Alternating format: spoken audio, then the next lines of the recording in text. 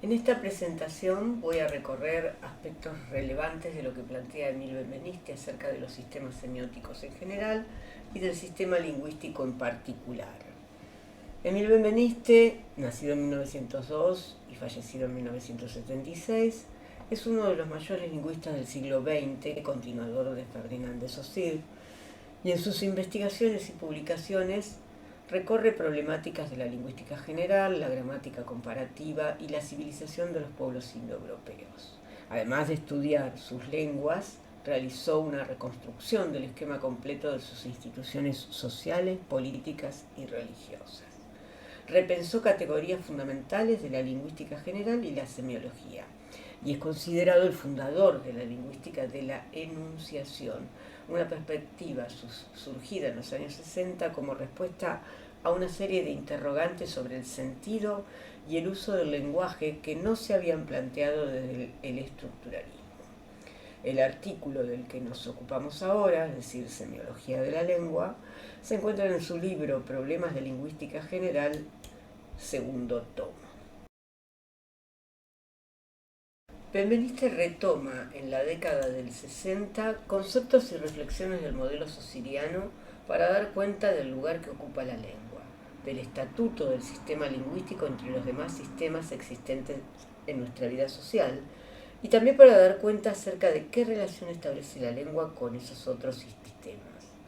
Recordemos que Saussure, en su curso de lingüística general, ya plantea que debería existir una ciencia que se ocupe de los sistemas semióticos, que determine qué leyes los gobiernan, mientras el lingüista se ocupa de ver qué tienen en común con los sistemas de signos lingüísticos y qué hay de particular en la lengua concebida como sistema de signos. La lengua es un sistema de signos que expresa ideas y por eso comparable a otros sistemas, como la escritura, el alfabeto de los sordomudos, los ritos simbólicos, las formas de cortesía, las señales militares, etc. Pero, según Saussure, es el más importante de estos sistemas. Por eso Benveniste va a intentar de argumentar qué es lo que hace de la lengua el sistema más relevante de nuestra vida social. Para dar cuenta del lugar de la lengua entre los demás sistemas de signos, Benveniste debe considerar qué es lo que comparte con todos los sistemas semióticos. Cito: nuestra vida entera está presa en redes de signos que nos condicionan, al punto de que no podría suprimirse una sola sin poner en peligro el equilibrio de la sociedad y del individuo, dice Benveniste. Ahora bien, el carácter común de estos sistemas es su propiedad de significar o significancia y su composición en unidades de significancia o signos. Pero es necesario describir sus caracteres distintivos.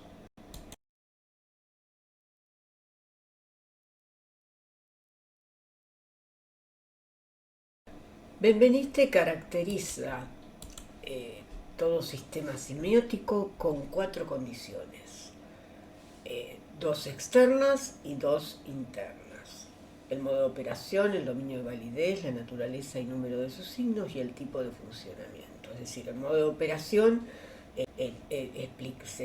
se refiere a de qué modo actúa, ¿no? Al sentido al que se dirige, al sentido de la vista, del oído, del gusto, del tacto, ese sistema.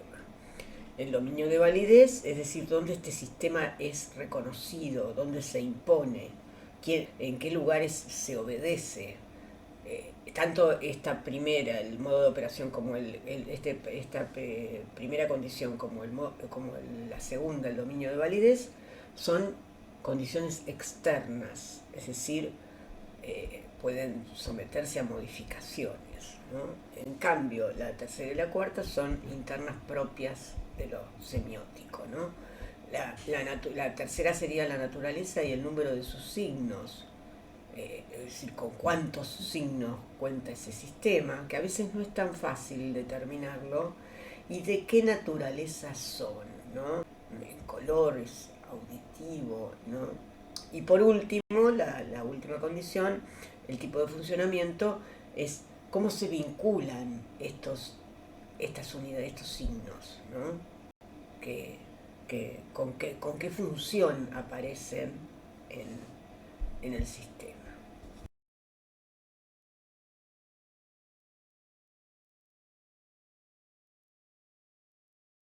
Aquí tenemos dos ejemplos. Veamos el primero.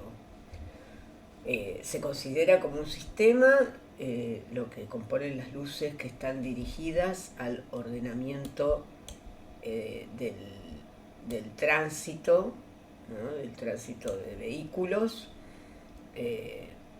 dirigidas al ordenamiento del tránsito de vehículos, ¿no? Son las luces de tránsito.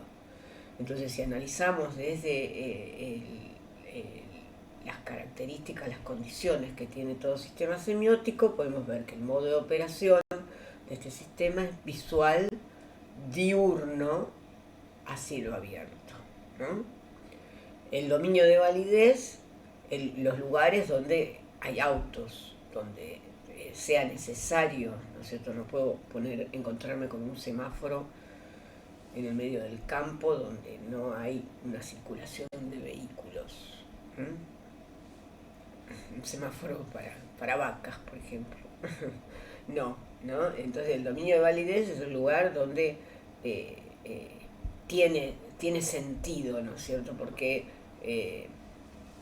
se puede imponer este sistema en lugares solamente donde transitan vehículos.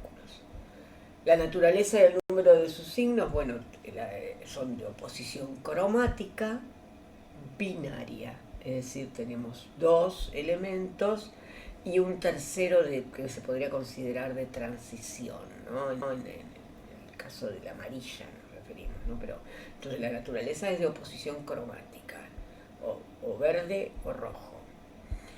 Y el tipo de funcionamiento es una alternancia de lo que se llama el go y el stop, es decir, la posibilidad de avanzar y la obligación de detenerse.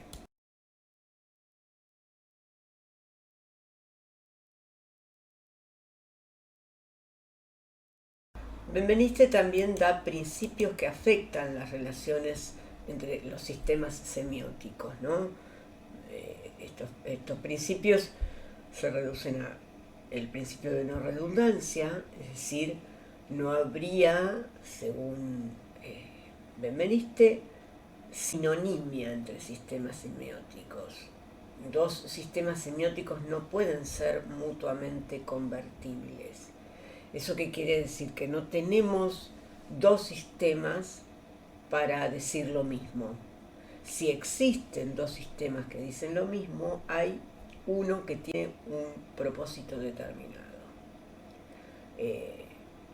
Por ejemplo, el sistema de las luces del tránsito. ¿Qué pasa cuando se rompen los semáforos? Generalmente ponen un agente de policía que pueda, en un lugar demasiado transitado, ¿no es cierto?, que sea necesario, pero no está el policía si están los semáforos. ¿Se entiende? No hay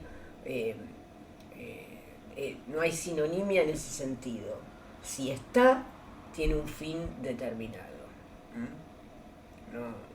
No puede haber dos para decir lo mismo. Tienen una función, si aparece un sistema que dice lo mismo, tiene una función específica. Por otro lado, el planteo de que no hay signos transistémicos, es decir, dos sistemas semióticos pueden tener el mismo signo, pero no hay sinonimia o redundancia. Él pone el ejemplo del rojo de la bandera de Japón y el rojo del semáforo, puede ser, ¿no? Como contraposición. La simbología que tenemos nosotros del blanco, que en otras culturas el blanco no funciona de la misma manera, no se puede trasladar esto tiene que ver con el tema del valor, ¿no es cierto? El signo vale dentro de un sistema. cuenta la diferencia funcional dentro del sistema y no la identidad sustancial del signo. Por eso hablamos de la idea del valor, ¿no? El signo solo no tiene valor, ¿no? El valor está dado en relación a los otros elementos del signo dentro de una gramática en particular. ¿Cuáles serían las condiciones mínimas que tiene que reunir todo sistema de signos? Tener un repertorio de signos, un repertorio finito, no ilimo, ¿no? Una cantidad finita de signos, tener reglas que dispongan de qué manera se vinculan, se organizan. Más allá, esas reglas van a estar más allá de la naturaleza, ¿no es cierto? Es decir, las características que tienen esos elementos y del número de discursos que el sistema permita producir.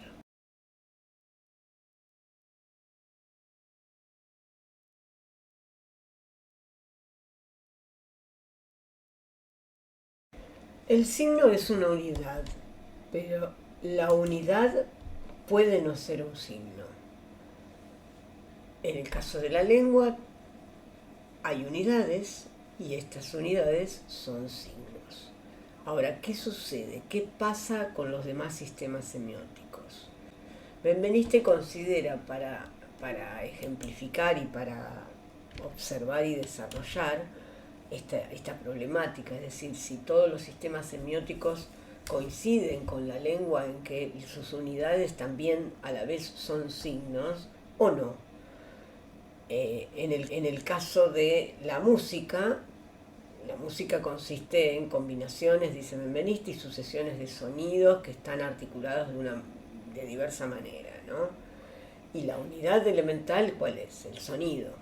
Ahora, el sonido no es un signo, porque no tiene significado un sonido. Cada sonido se identifica en una escala, pero no hay una significancia, ¿se entiende? No puedo decir que siempre en esa escala el sonido usado así significa determinada cuestión.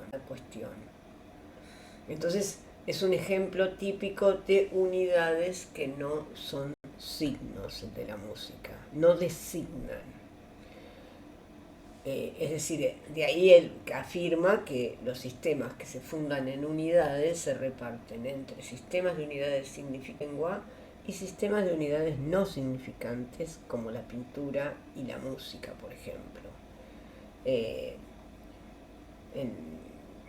¿Esto qué quiere decir? A ver, otro ejemplo, como el de la pintura, ¿no? En la pintura o en las artes de figuración, como dice Benveniste, pintura, dibujo, escultura también, que tienen imágenes fijas o móviles. Por ejemplo, encontramos colores, ¿no?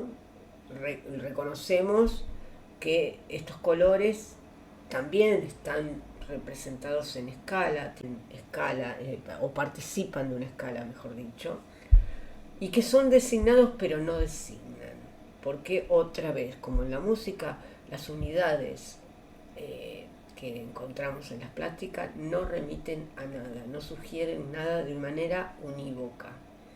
El artista va a ser el que, al disponerlos de determinada manera, al componerlos, hacer una composición donde organizan estos colores, técnicamente hablando, le da un significado por la selección que hace y por la disposición que tiene. Es decir, es el artista el que genera una gramática y que le da un significado. Pero si el artista pone el rojo con una simbología determinada, con una representación de la pasión, que sería la más trillada, ¿no? de todo lo pasional en su cuadro, genera una semiótica propia. No puedo decir que el rojo tenga, ahí vamos a la idea de valor, ¿no? Tenga el mismo valor en otro sistema pictórico o en el sistema pictórico en general. Lo mismo sucede con la música. En cambio, con Con el sistema lingüístico es distinto. ¿Por qué? Porque sus unidades siempre tienen un significado, son signos. Entonces, y siempre tienen el mismo significado. Por ejemplo, si yo estoy pensando en palabras, ¿no? La palabra, cualquier palabra tiene un significado, es una unidad de la lengua y es un signo. Ahora bien, si en distintos sistemas cobra distintos valores, eh, es otra cuestión que yo pueda interpretar, pero no cambia esto del significado. Yo tengo elementos con significado que pasan a formar parte de un discurso con interpretaciones variadas de ese significado original, ¿no? Ahora, en la música o en la pintura, en los sistemas artísticos, no es posible esto, porque las unidades que tienen no son signos. ¿Por qué no son signos? Porque no hay significancia. No hay significancia, no tienen significado.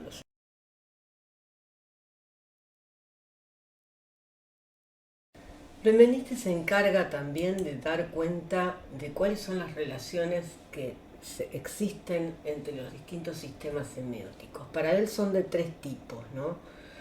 Las relaciones dadas por engendramiento, por homología o de interpretancia. Las de engendramiento incluyen la relación entre dos sistemas diferentes que son contemporáneos y tienen que ser de la misma naturaleza, donde el segundo sistema se va a construir a partir del primero y va a tener una función específica. Por ejemplo, la escritura ordinaria engendra el sistema de signos fonéticos, ¿sí? O el alfabeto común que conocemos engendra el braille. Es decir, el segundo sistema tiene una función específica. Recordemos la no redundancia de la que hablaba antes, ¿no es cierto? Por eso no podemos tener dos sistemas sinónimos. Hay uno que se engendra a partir de otro y se engendra con una función determinada. Y esta relación, a su vez, hay que distinguirla de una que tiene que ver con ella, que es similar, que también hay engendramiento, que es la de derivación, le llama, ¿no? Cuyo funcionamiento también corresponde a la misma dinámica, ¿no? Que hay un segundo sistema que deriva de otro, ¿no? Pero en ese derivar hay que exige una evolución y una transición histórica, como sucedió generalmente en los sistemas de escritura, ¿no es cierto? Un ejemplo puede ser el que da Benveniste, es la escritura jeroglífica y la escritura demótica. Generalmente, digamos, hay sustitución, ¿no es cierto? Cuando aparece la escritura demótica deja de funcionar los jeroglíficos. Entonces supone evolución y transición histórica. La derivación estaría dentro de estas relaciones de engendramiento con esas diferencias. En la primera hay uno que engendra otro, ¿no es cierto? Dos sistemas diferentes que son contemporáneos de la misma naturaleza, ¿no? O la oralidad y la escritura, ¿no? La escritura se engendra a partir con un funcionamiento determinado que es el de hacer perdurar lo que es efímero oralmente. No hay redundancia, recuerden, ¿no? Y después, la otra relación es la relación de homología, que es la más caprichosa, que indica un correlato entre partes de sistemas semióticos que se instaura, dice él, en virtud de conexiones que establecen los sujetos. Por eso es la más es subjetiva directamente, ¿no? No hay nada que se pueda probar, que se pueda verificar. ¿no? Es una cuestión intuitiva, ¿no? Razonada, conceptual, poética, sustancial o estructural, dice Benveniste, que en esa vinculación es muy arbitraria, ¿no? Y pone el ejemplo de un poema de Baudelaire llamado precisamente Correspondencias, en las que Baudelaire conecta, vincula, hace corresponder perfumes con colores y sonidos, ¿no? Otro ejemplo muy conocido es un poema de Rimbaud, en el que se toman, digamos, la relación entre las vocales y los colores. Rimbaud es un poeta simbolista, ¿no? Que dice que la A es negra, A negra, E blanca, y roja, U verde, O azul, vocales, ¿no? Ese vínculo lo establece también a partir del francés. Para nosotros la A no es negra, en todo caso es blanca. No, digo, es totalmente caprichoso, ¿no? Porque sí, una lectura que es subjetiva. También pone otro ejemplo, Benveniste, que es el ritual, eh, el gesto ritual de China en relación con la escritura, ¿no? Es verdad que algunos kanjis, por ejemplo, el dibujo del ideograma tiene que ver, se origina a partir de un gesto, ¿no? Pero esa correspondencia hoy es totalmente lejana, arbitraria, ¿no? Caprichosa, no lo vemos ese gesto en el dibujo, ¿no? Bien, y por último la relación de interpretancia, es decir, entre un sistema interpretante y un sistema interpretado, ¿no? En esta relación que propone Benveniste es la que le va a dar el camino para dar con la teoría de la enunciación, ¿no?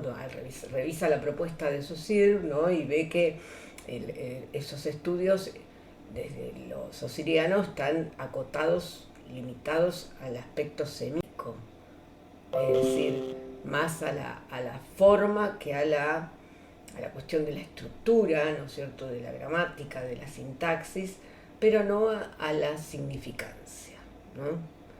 Entonces, la relación de interpretancia implica la existencia de dos sistemas, hay uno interpretante y uno interpretado. Ningún sistema más que la lengua tiene esta facultad de poder interpretar a los demás y a su vez interpretarse a sí misma.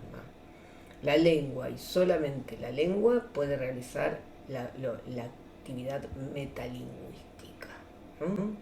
La lengua puede hablar de la lengua con la lengua, con su propia.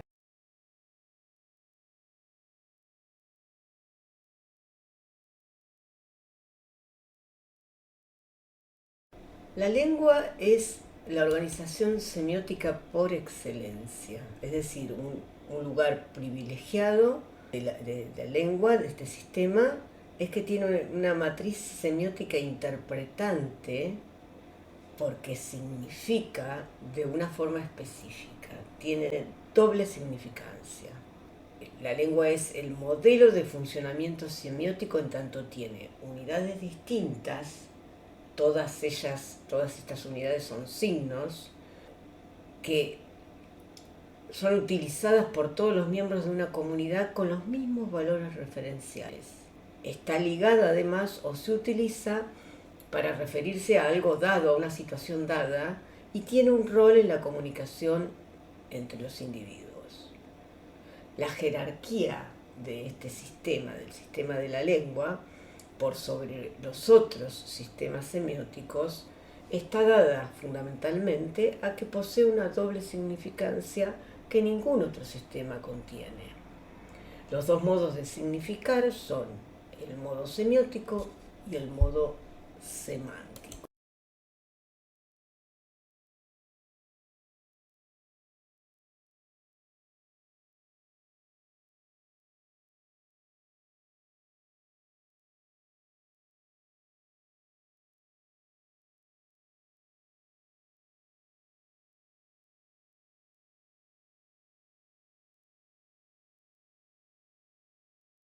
La lengua es el único sistema que articula en las dos dimensiones, la dimensión semiótica y la semántica, es decir, es el único sistema que posee los dos modos de significancia, el modo semiótico y el modo semántico.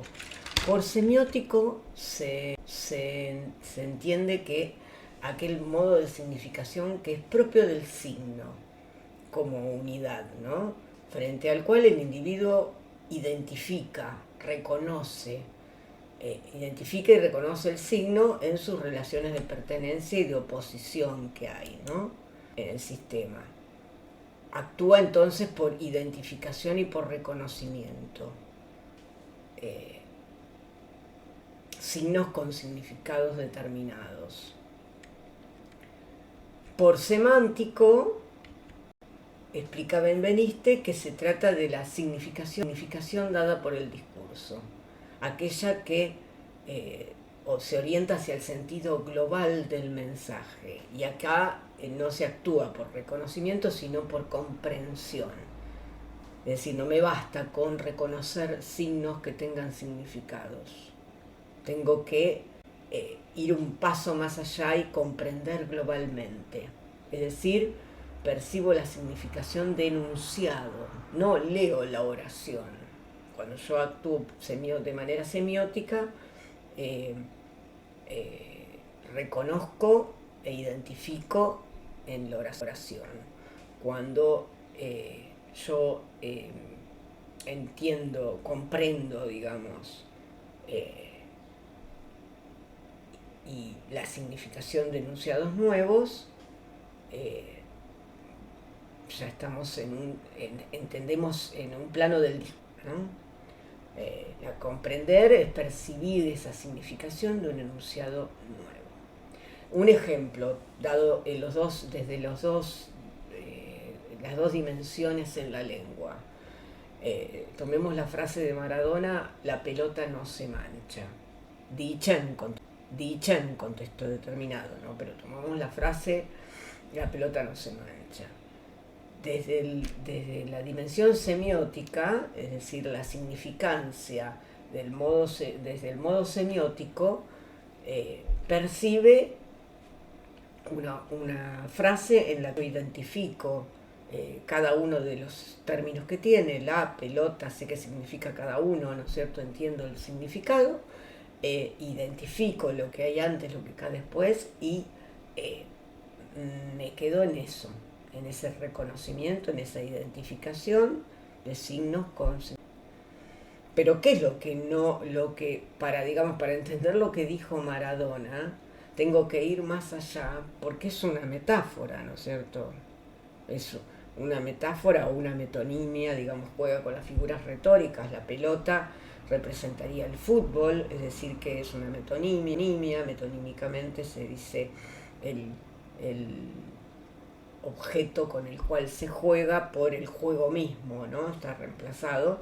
Y no se mancha, sí es una metáfora, porque el mancharse no está hablando de una mancha literal, sino está diciendo que no se corrompe, ¿no es cierto? Es decir, distancia lo que es el fútbol de los individuos, de las personas, ¿no? De lo que le pasa a él, de lo que hizo él o lo que no hizo. Entonces, el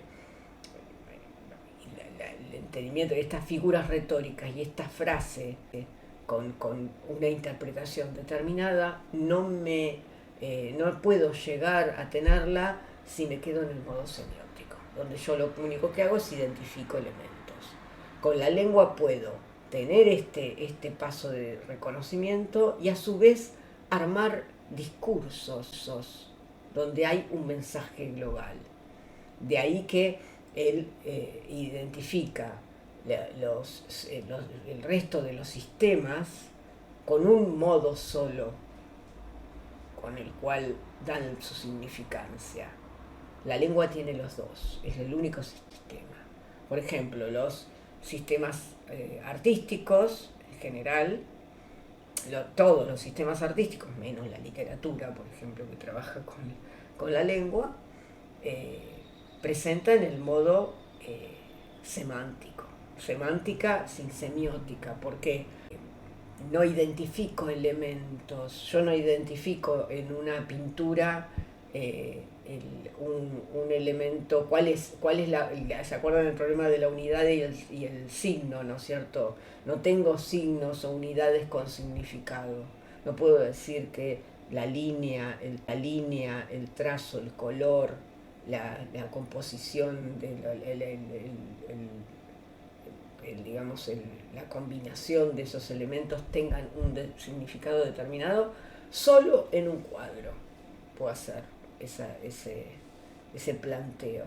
En una sola acción puedo establecer, en esta composición tal cosa tiene significado. Pero después, hablando del sistema en general de la pintura, no hay un reconocimiento de elementos con significado. Sin embargo, sí tengo el modo semántico. Leo mensajes, interpreto discursos, ¿sí? Donde ya no se trata de reconocer por semántico, acuérdense que era la cuestión de un sentido global, de comprender enunciados.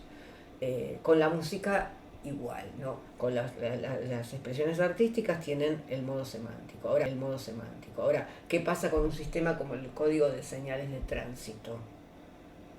¿Puedo armar discursos e interpretar? No.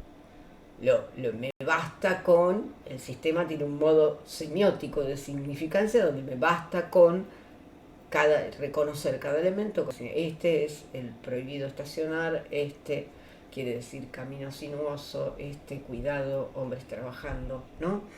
Entonces hay una diferencia respecto del resto de los sistemas que le da jerarquía a la lengua, mientras todos los sistemas semióticos, el resto de los sistemas semióticos son o semióticos sin semántica o semánticos sin semiótica, solo la lengua articula en las dos dimensiones, ¿no? Su privilegio de crear un nuevo nivel de enunciación donde es posible decir cosas significantes, además, acerca de la significancia, que sería la facultad metalingüística. Son las dos cuestiones más. Acuérdense que todo este artículo de Benveniste tiene como objetivo fundamentar, argumentar por qué la lengua es el más importante de todos los otros sistemas, tomando palabras de Saussure, releyendo a Saussure, fundamentando con la argumentación que da Saussure al comienzo, ¿no es cierto?, y desarrollándola, ampliándola, hasta llegar a dar un paso más de Saussure al discurso, ¿no? Saussure se queda solamente en la cuestión semiótica de la lengua y Benveniste va más allá. Veamos algo de esta propuesta de Benveniste a partir de la historieta de Quino, de esta historieta de Quino. Por una parte, vemos la cantidad de sistemas de signos, de redes de sistemas de signos que somos capaces de entender porque estamos inmersos en una determinada vida social.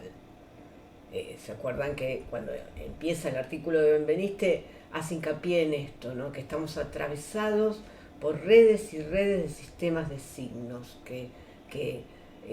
en cualquier aspecto de la vida, esta idea de que el signo es lo que nos relaciona con el entorno, ¿no?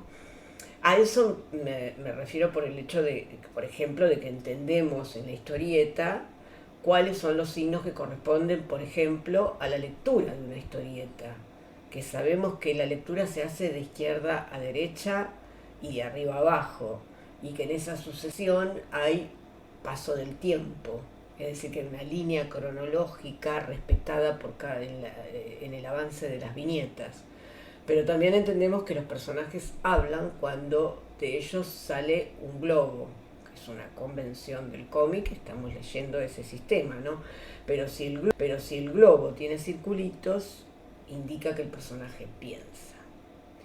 Así también sabemos leer los gestos de enojo del policía, la cara de sorpresa, la cara de angustia o de miedo del ET en los dibujos, ¿no? No es realismo como puedo tenerlo en una imagen fotográfica, ¿no? Acá hay toda una convención de que estamos acostumbrados a ver dibujos animados, entendemos, digamos, de qué manera se construyen esos gestos, ¿no? Etcétera. Ahora bien, si nos ponemos en otro plano, en la lectura de la historia del cómic de Quino, de esta historieta de Quino, en la historia vemos que hay un extraterrestre que visita la Tierra, que no hay inconvenientes en esa visita, que nadie se sorprende en este mundo posible de la historieta de la visita de un extraterrestre. Él camina tranquilo, parece conocer, eh, tener alguna idea, porque no se sorprende de nada, va caminando entre la gente, ¿no? Y de pronto tiene ganas de hacer pis.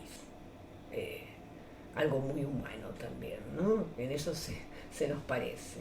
Se dispone a hacer en un lugar apartado, es decir, también conserva algo de lo humano por el hecho de que no hace tan públicamente, se aparta, ¿no? Pero lo sorprende un policía que lo reta y le indica que debe ir a donde está determinada señal. Por la imagen, nosotros, la convención, conocemos esa señal gráfica que indica el baño de hombres, ¿no? Finalmente, el extraterrestre encuentra esa señal, no entiende por qué después termina preso. Dejo la pregunta para el análisis y lo charlamos. ¿Cuál o cuáles de las propiedades y los principios de los sistemas semióticos que da Benveniste podría o podrían explicar lo que le sucede al extraterrestre, el malentendido que provoca el humor?